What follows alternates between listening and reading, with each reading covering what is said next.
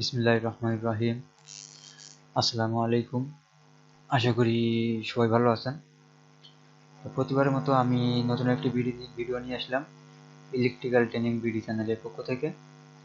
তো ভিডিওটি হচ্ছে যে আপনার টু এন্ড টাইমার। তো আজকে টু এন্ড টাইমার নিয়ে কথা বলবো এবং টু এন্ড টাইমার কি কাজ, কী ধরনের কাজ, সেই কাজ নিয়ে আজকে কথা বলবো আপনাদের মাঝে। তো বন্ধুরা, টু এন্ড টাইমারটি হচ্ছে আপনি যে কোনো একটা ডিভাইস, দেখা যায় একটা মোটর হইতে পারে, একটা ফ্যান হইতে পারে, সাপোজ আপনার যে কোনো একটা ডিভাইস আপনি 2 ঘন্টা অন রাখবেন এবং 15 মিনিট, 20 মিনিট কিংবা আধা ঘন্টা আপনি অফ রাখবেন সেই জিনিসটা। এই কাজটি করতে গেলে আপনার এই টু এন্ড টাইমারটি প্রয়োজন হবে। আপনি যে কোনো ডিভাইস, মনে করেন যেটা মোটর হইতে পারে, একটা ফ্যান হইতে পারে, একটা এসি হইতে পারে। বেশিরভাগই এসির ক্ষেত্রে যারা এসি টেকনিশিয়ান তাদেরকে টু এন্ড টাইমার বেশি প্রয়োজন হয়। কারণ অনেক জায়গায় দেখা যায় আপনার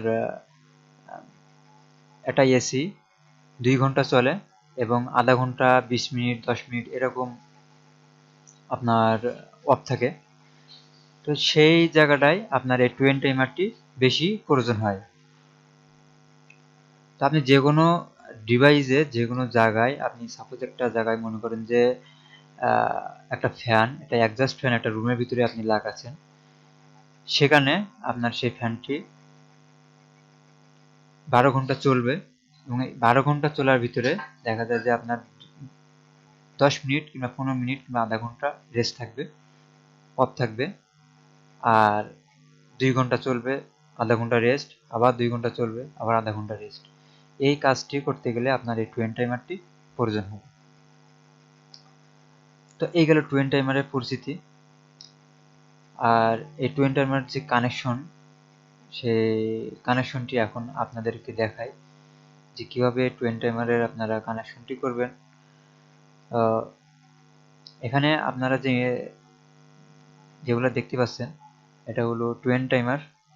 এখানে ভলিউম আছে 2টা, উপরে একটা, নিচে একটা। নিচেরটা হলো অফ অফ করার জন্য, মানে কতক্ষণ আপনার অফ থাকবে সেটা দেওয়া আছে এখানে। আর উপরেরটি হচ্ছে কতক্ষণ আপনার ওয়ান থাকবে সেটার জন্য। ঠিক আছে, এটা হলো আপনার টু এন্ড টাইমার। আর এখানে যেটা দেখতে পাচ্ছেন এটা হলো সিলেক্টর সুইচ। এখানে এটা হলো টু এন্ড টাইমারের বেস, টোটাল যে বেসটি আছে সেই বেসটি, এবং উপরে যে জিনিসটা দেখতে পাচ্ছেন এটা হলো টু এন্ড টাইমারের যে ডায়াগ্রামটা ছিল সেই ডায়াগ্রামটি। আর এপাশে দেখতে পাচ্ছেন এটা হলো ম্যাগনেটিক কন্ডাক্টর এবং নিচে একটা 3 ফেজ ইন্ডাকশন মোটর।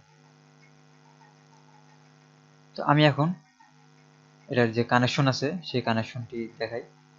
তো আমি ফার্স্ট টাইম এখানে যে পাওয়ার আছে, আমি এখানে ফার্স্ট টাইম আমি সিলেক্টর সুইচে আমি একটি পাওয়ার নিব।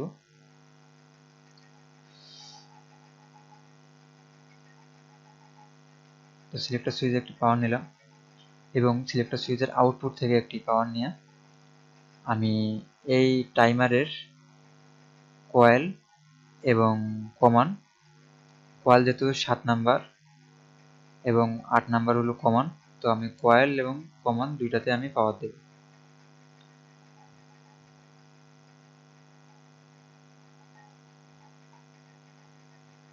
তো আমার কয়েল এবং কমনে দুইটাতে পাওয়ার দেওয়া শেষ।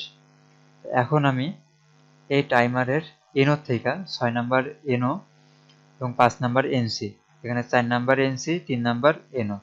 তো আমি এখানে 8 নাম্বার যেহেতু কমন করছি, সেহেতু আমি এখানে 6 নাম্বার থেকে আমি একটি পাওয়ার নিয়ে আমি ম্যাগনেটিক কন্ডাক্টরের কয়েলে পাওয়ার দেব।